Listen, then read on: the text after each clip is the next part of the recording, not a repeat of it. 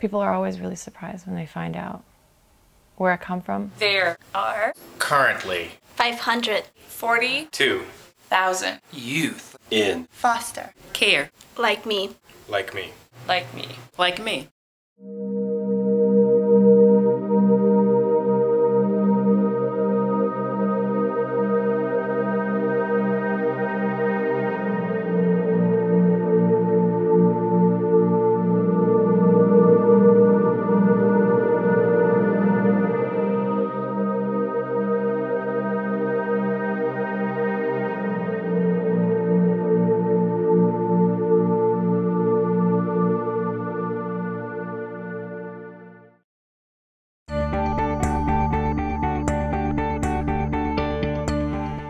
There are 12 million adults who share the experience of foster care.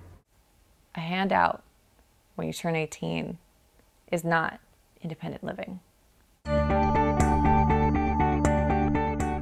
Sadly, they're facing a lot of risks, being at risk for higher rates of unemployment, of substance abuse, of domestic violence, both being victims and victimizers. I was in about 10 or 12 different homes.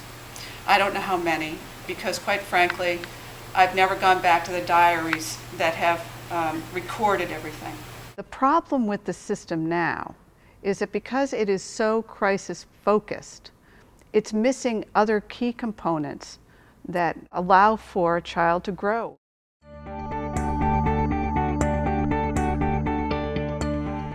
The first evaluation of my intellectual ability revealed that I was below average. I was very perceptive. I knew I wasn't where I was supposed to be. There's just so much transition that occurs with each change in placement.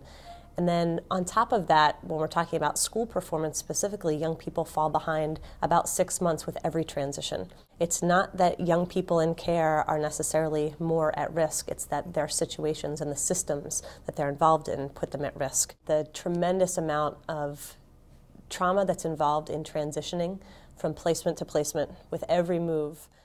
When students go to college, all students face a transition challenge. But for kids who've been in foster care, they face a number of other challenges, whether it's housing when schools close in the wintertime or over summer, or even relating to other students and their own past educational experiences. We know that kids who've been in foster care oftentimes will not have the kinds of things when they make the transition to college that they need in a dormitory, sort of supplies and other things, and thinking about how do we need to make sure that we don't take for granted that students are going to arrive on day one absolutely ready to start classes, hit the ground running, without having given them a few extra things. So if we believe that higher education is a vehicle for social mobility to sort of break cycles of poverty, then we want to make sure the pathways to higher ed are smooth and that once they get there, they have access to not just college, but a college degree. Most of our transition programs for students at risk of not succeeding in college are directed at first-generation students, students from underrepresented minorities, and students from low-income families. And the federal monies that come in for those rarely including foster care youth. From what I've read, a lot of the kids who make it have had one such figure who's been there for them and helps them, feel it's worth it, helps them believe in themselves, helps them stick to it. To have young people know that there are adults advocating for them to stay in school so that they're not falling behind and getting further and further back in terms of their grade level and then not graduating. Someone to be a safety net when you mess up financially, someone to show you how and take you to get a driver's license. You need someone to help you apply to college.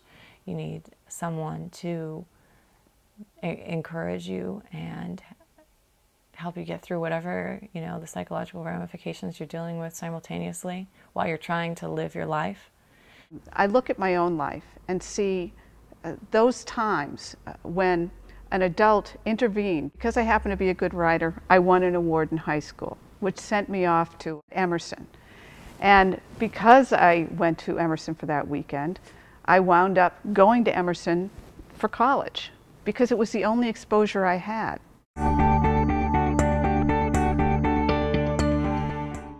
What we need to do is present a menu of opportunities and build on what the child's interests are, their natural curiosity, their natural gifts. For some children, that will be about going on to college.